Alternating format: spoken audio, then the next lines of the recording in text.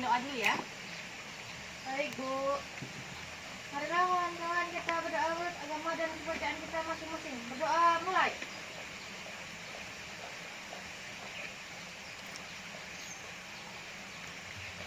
Berdoa selesai.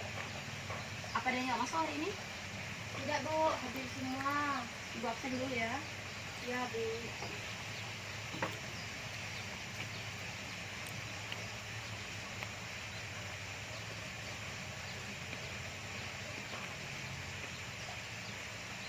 Hadir semua ya.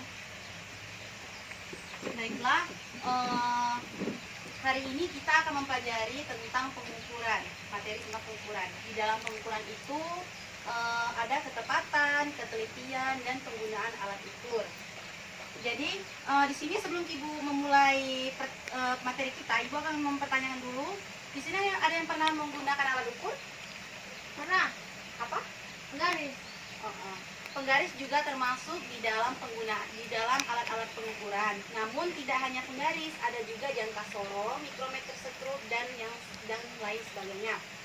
Jadi sebelum Ibu melanjutkan penggunaan alat-alat ukur, materi tentang penggunaan alat ukur, Ibu akan menjelaskan terlebih dahulu apa itu pengukuran. Ada yang tahu pengukuran itu apa? Tidak. Ibu akan menjelaskan di sini secara umum. Pengertian pengukuran adalah kegiatan membandingkan suatu besaran yang diukur dengan alat ukur yang digunakan sebagai satuan. Definisi pengukuran adalah penentuan besaran dimensi atau kapasitas biasanya terhadap suatu standar atau satuan alat ukur. Selain itu, pengukuran juga dapat diartikan sebagai pemberian angka terhadap suatu atribut atau karakteristik yang tertentu yang dimiliki oleh seseorang atau hal atau objek juga tertentu menurut aturan atau formulasi yang jelas dan disepakati. Pengukuran menggunakan alat ukur yang baku dengan hasil pengukuran berupa besaran kuantitatif atau besaran sistem angka. Di sini juga terdapat sebuah pengukuran dapat dilakukan pada apapun yang dibayangkan, tapi dengan tingkat kompleksitas yang berbeda. Misalnya di sini ada seseorang mengukur benda yang tinggi. Itu kan kita melihat dengan kasat mata. Oh, ini benda yang akan kita ukur dengan satuan internasional yang tertentu. Namun berbeda jika kita mengukur kejujuran seseorang, keterampilan seseorang, kecerdasan seseorang. Itu kan tidak bisa dilakukan sembarang orang. Itu harus ada orang yang ahli tertentu. Ibu ulang lagi ya. Tadi kan kalau kita mengukur sebuah benda yang tinggi, itu kita melihat dengan kasat mata. Oh, ini benda yang akan kita ukur. Namun berbeda jika kita mengukur keterampilan seseorang, kecerdasan, kejujuran, itu berbeda dengan yang tadi. Kenapa? Karena kita tidak bisa dilakukan oleh sembarang orang. Itu harus orang yang memiliki keterampilan di bidang tersebut. Ibu akan memberikan contoh lagi di dalam kehidupan sehari-hari. Kalian tahu penjahit? Ya. Penjahit kan kalau dia mengukur baju atau dress, gamis, itu kan dia harus mengetahui dulu berapa panjang lengannya, berapa panjang roknya, kakinya, atau ini blazer juga bisa diukur. Nah, selain itu ada juga ada yang tahu apa tuh untuk membangun rumah. Itu kita harus tahu dulu kan jendela yang kita ukur itu berapa panjangnya, berapa diameter jendelanya, begitupun juga dengan pintu. Kalian pernah mengukur tinggi badan? Pernah. Nah, itu kan menggunakan penggunaan alat ukur kan? Nah, begitu juga dengan timbangan. Ya kan? Kalian juga pernah menimbang badan kan? Nggak mungkin kan? Nggak pernah. Baiklah. Tadi kan Ibu sudah menjelaskan apa itu pengukuran. Ada yang ditanyakan di materi pengukuran? Tidak, Bu. Baiklah, kita lanjut ya. Jadi kan Ibu udah bilang kalau di pengukuran tidak hanya ada penggunaan alat-alat ukur, ada juga ketelitian dan ketepatan.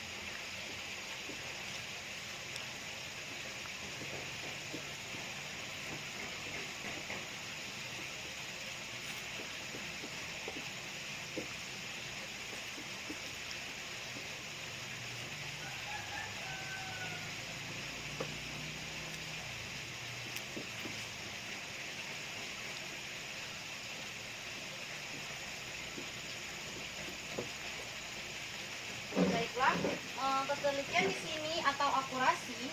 Akurasi adalah mengukur ketepatan dan kemiripan hasil pada waktu yang sama dengan membandingkan terhadap nilai yang absolut.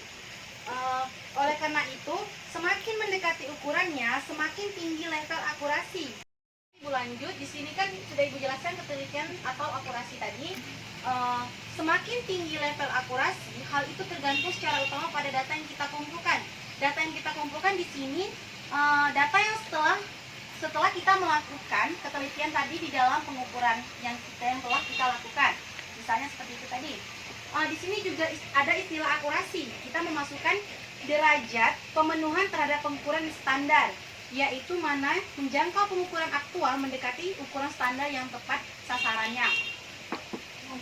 Baiklah, akurasi mengarah pada ketepatan dan kemiripan hasil pada waktu yang sama dengan membandingkan terhadap nilai absolut. Itu kan sudah Ibu jelaskan tadi yang di sini.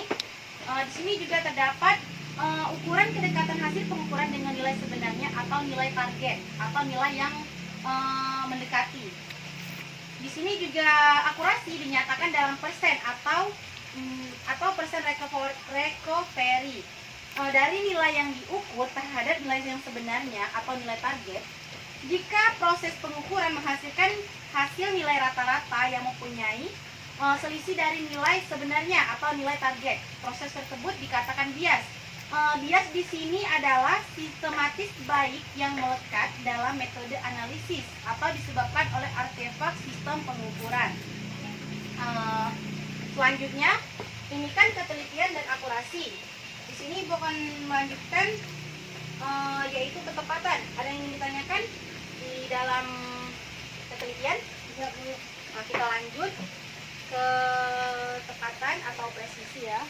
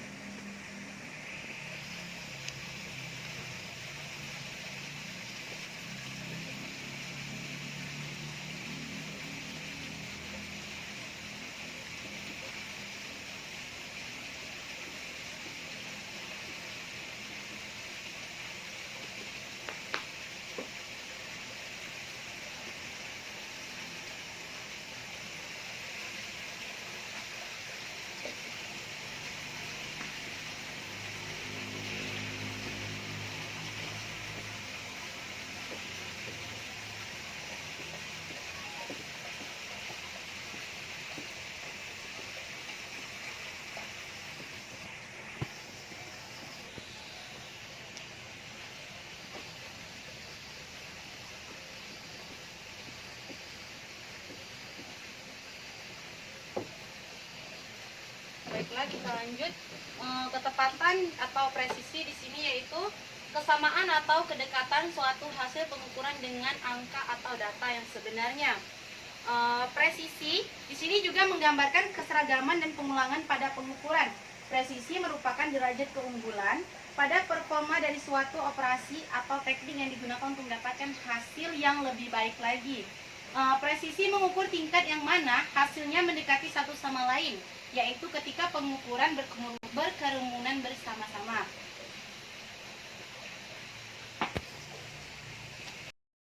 Baiklah, itu tadi kan sudah Ibu jelaskan apa itu ketelitian dan ketepatan. Ada yang ditanyakan di sini? Ada, Bu? Apa? Ada, Bu. Jadi ketepatan itu sebenarnya melalui data atau angka ya, Bu ya? Tadi kan udah Ibu jelasin bahwa ketepatan atau presisi adalah kesamaan atau kedekatan suatu hasil pengukuran dengan angka atau data yang sebenarnya.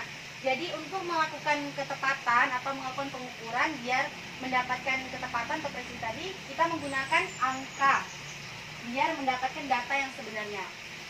Udah? Jelas? Baiklah, Ibu akan meminta salah satu di antara kalian bedakan antara ketepatan dan ketelitian. Jika sudah ada yang bisa membedakan, tolong jelaskan ya.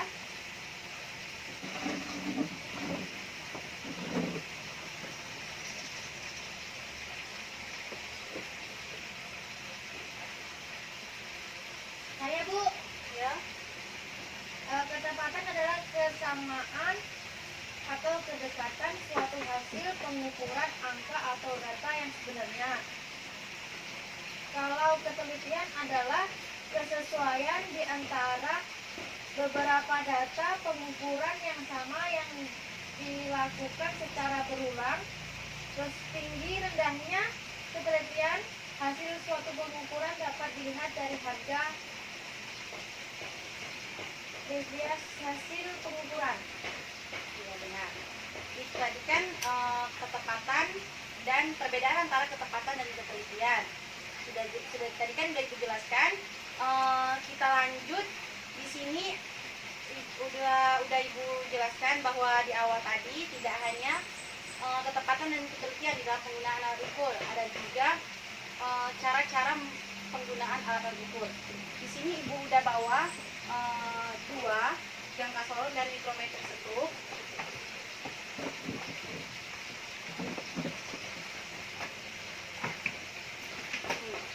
Ada yang tahu ini apa? Tidak ya. Ini adalah jangka sorong. Tapi berhubung jangka sorongnya tidak bisa digunakan karena ada sebab-sebab hal-hal yang tidak bisa digunakan di jangka sorongnya, Ibu akan menjelaskan saja apa itu kegunaan jangka sorong. Bisa kalian lihat di sini, Bisa Bu. nah, kegunaannya di sini yaitu mengukur ketebalan atau suatu plat logam yang diukur, atau juga bisa mengukur garis tengah bagian luar dan dalam pipa. Terhadap bagian penting yang ada pada jangka sorong yaitu ada rahang tetap dan rahang geser. Rahang tetap memiliki skala yang disebut dengan skala utama. Satu bagian terkecil dari skala utama memiliki panjang 1 mm. Sedangkan rahang geser memiliki skala yang disebut dengan skala Nonius atau SN, disebut dengan skala Vernier. Pada skala Nonius, ia memiliki panjang skala 20, yaitu 1 mm. Dapat dikatakan satu bagian Nonius atau SN tadi adalah 0,0 mm, yaitu jika dia di dalam skala terkecilnya ia memiliki 0,0 mm, namun kalau dijadikan ke dalam sentimeter ia 0,005 cm. Dan Ibu lanjut, di sini juga tidak hanya jangka sorong, Ibu membawa juga mikrometer sekrup. Ini mikrometer sekrup, sama, dia tidak bisa digunakan juga alat kita ini. Jadi akan Ibu jelaskan saja kegunaannya. Kegunaan mikrometer sekrup, mikrometer sekrup ini ia memiliki tingkat akurasi yang lebih tinggi dibandingkan jangka sorong dan mistar tadi. Kenapa? Karena ia memiliki skala terkecil. Mikrometer sekrup itu memiliki skala mencapai jika dia di dalam sentimeter, dia memiliki skala 0,001 cm, atau jika di dalam milimeter ia memiliki skala 0,01 mm.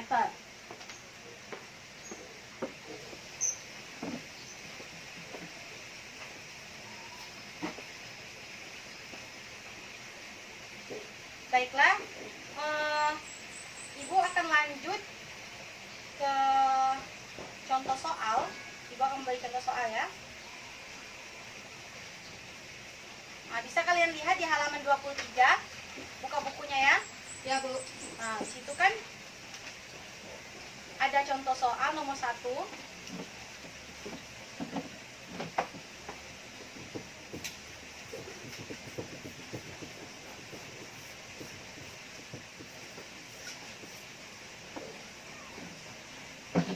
Ada contoh soal nomor 1 kan di sana, bahwa jangka sorong memiliki 0,1 mm atau 0,01 cm. Dengan demikian jangka sorong memiliki ketelitian lebih baik daripada mistar. Nah, di sana kan bisa kalian lihat bahwa skala utamanya itu 0,3 atau SU.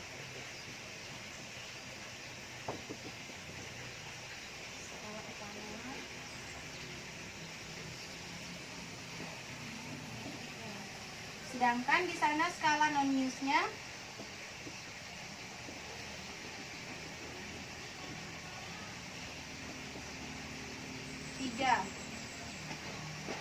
Hasil pembacaannya di sini persamaannya yaitu SU ditambah SN.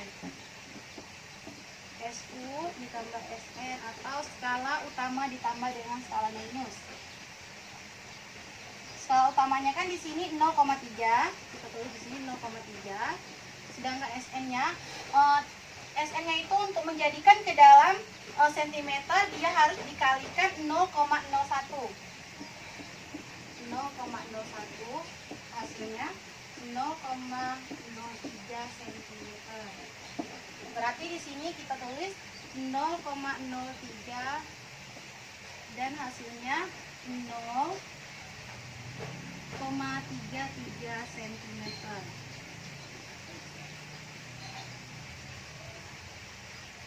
Persamaannya persamaan jangka sorong sama dengan persamaan mikrometer sekrup, SU ditambah SN. Baik kan? Di dalam materi penggunaan alat-alat ukur tidak ya. Ibu akan memberi soal lagi, tapi sebelum Ibu memberi soal kalian bisa baca-baca terlebih dahulu jika ada yang ditanyakan atau tidak.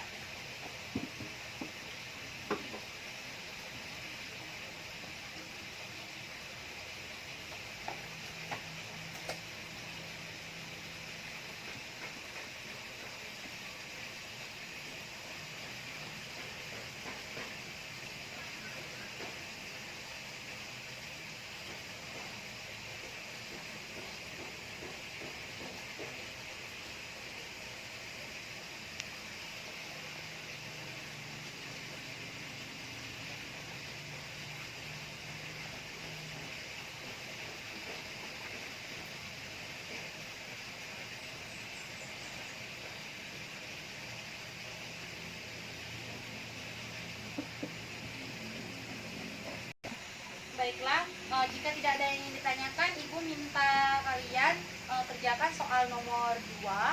Di sana kan Ibu minta tolong analisiskan soal nomor 2 tadi, lanjutan dari nomor 1. Jika sudah selesai, tolong jelaskan apa itu hasil dari analisis kalian.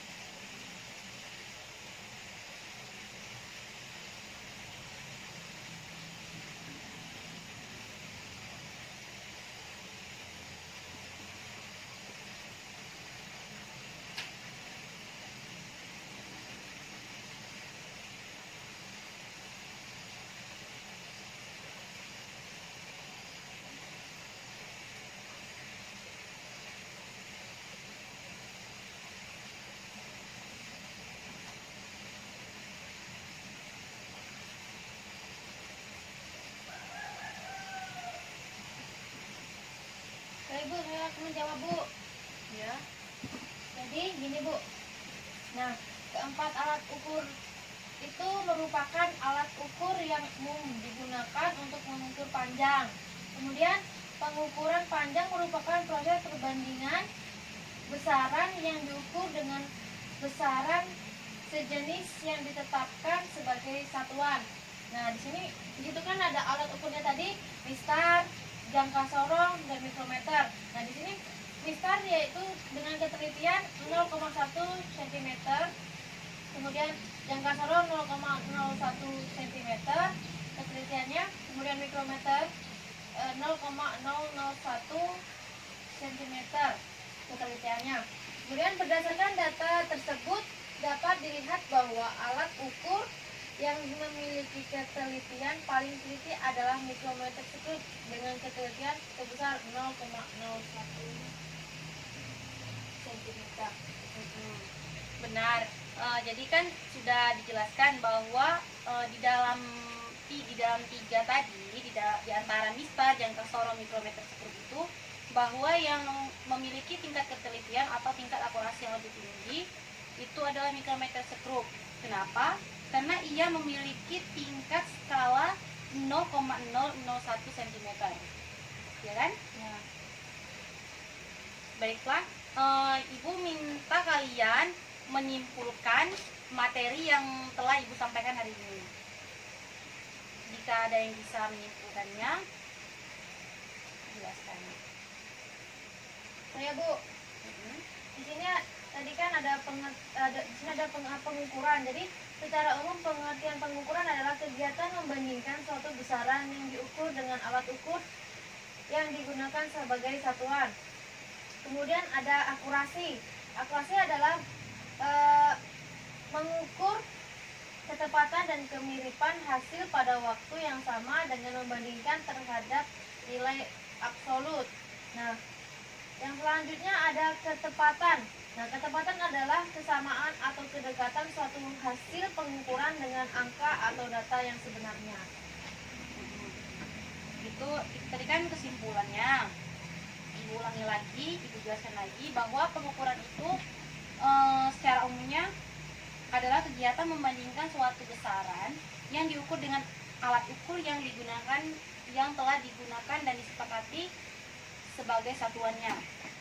Di sini juga terdapat tidak hanya yang Anda jelaskan tadi, definisi pengukuran adalah penentuan besaran dimensi atau kapasitas biasanya terhadap suatu standar atau satuan ukur.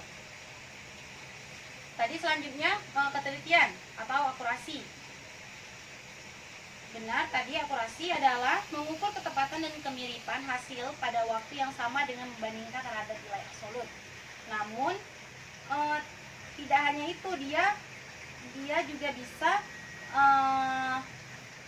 dijelaskan bahwa semakin mendekati ukurannya, maka semakin tinggi level akurasinya. Hal itu tergantung pada secara utamanya atau tergantung di caranya, yaitu data yang dikumpulkan saat kita telah melakukan pengukuran tadi. Selanjutnya yaitu pengertian presisi tadi sudah Anda jelaskan lagi, sudah Anda simpulkan bahwa ketepatan adalah kesamaan atau kedekatan suatu hasil pengukuran dengan angka atau data yang sebenarnya. Ya, benar sekali. Itulah kesimpulan kita hari ini dan materi yang telah Ibu jelaskan tadi. Semoga kita bisa mendapatkan pengalaman dari materi tadi. Tapi sebelum Ibu akhiri, Ibu akan memberi tugas rumah. Tadi kan sudah kita kerjakan soal nomor 1 dan analisis tadi soal nomor 2. Ibu minta lanjut lagi soal nomor 3 sampai nomor 5 dikerjakan. Minggu depan kita bahas lagi dan Ibu tanyakan. Baik, Bu.